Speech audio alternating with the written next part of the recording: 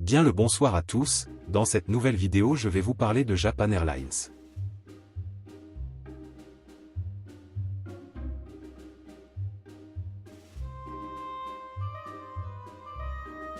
Son histoire débute en 1951 quand le gouvernement japonais décide de créer une nouvelle compagnie aérienne pour aider le pays à se relever après la guerre. Elle effectua son premier vol le 25 octobre. Son premier vol international eut lieu le 2 février 1954 en reliant Tokyo et San Francisco via Wake Island et Honolulu. En hommage à cela, les vols numéro 1 et 2 de Japan Airlines relient Tokyo et San Francisco. En 1960, la compagnie reçut son premier avion à réaction, un Douglas DC-8, qui servait entre autres pour la ligne jusqu'à San Francisco. La même année, Japan Airlines débuta son service à Seattle et Hong Kong. La compagnie opérait aussi des vols jusqu'en Europe en faisant une escale à Anchorage, en Alaska. En 1965, la compagnie acheta des 727. À ce moment, la moitié des revenus de la compagnie étaient générés par les vols transpacifiques.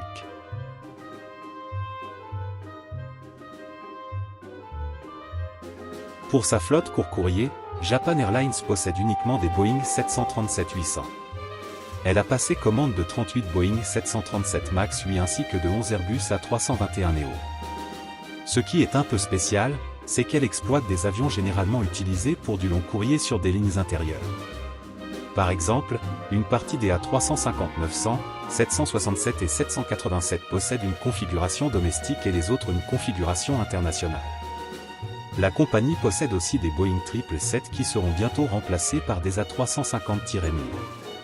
La compagnie possède aussi une petite flotte cargo composée de 3 Boeing 767.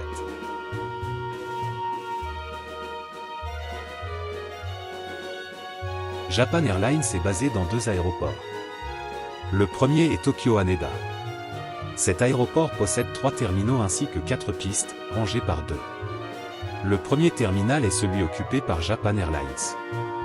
Il est surnommé Big Bird et il a ouvert en 1993 pour remplacer l'ancien terminal qui datait de 1970.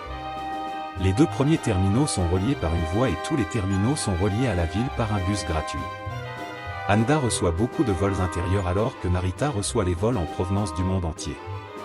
Tout comme Haneda, Narita est un hub pour Japan Airlines et pour All Nippon Airways. En plus de cela, Narita est un hub secondaire pour Delta Airlines. Cet aéroport a été ouvert car Haneda arrivait à saturation. Son ouverture a créé de la controverse car il a fallu exproprier des fermiers qui vivaient là et cela a créé des manifestations violentes.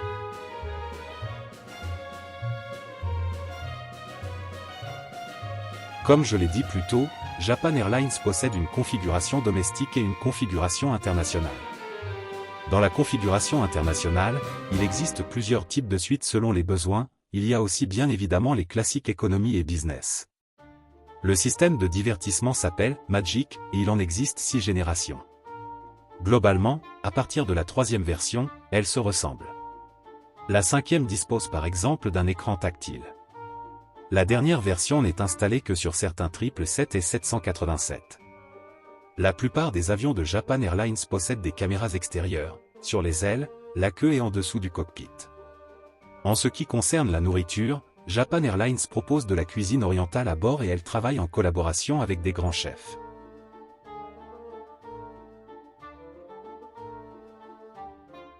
Japan Airlines se positionne pour un avenir ambitieux, mêlant innovation et durabilité.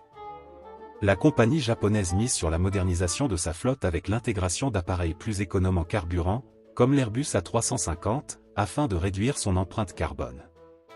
Elle explore également les carburants d'aviation durable pour atteindre son objectif de neutralité carbone d'ici 2050.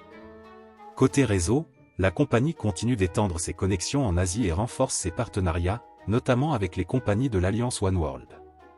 Le développement des vols long courrier et la montée en gamme de l'expérience passager, notamment avec ses nouvelles cabines premium, témoignent de son engagement envers l'excellence.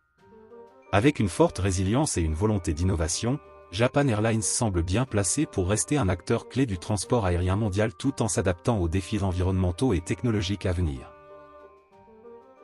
C'est la fin de cette vidéo, si elle vous a plu vous pouvez liker et vous abonner, merci.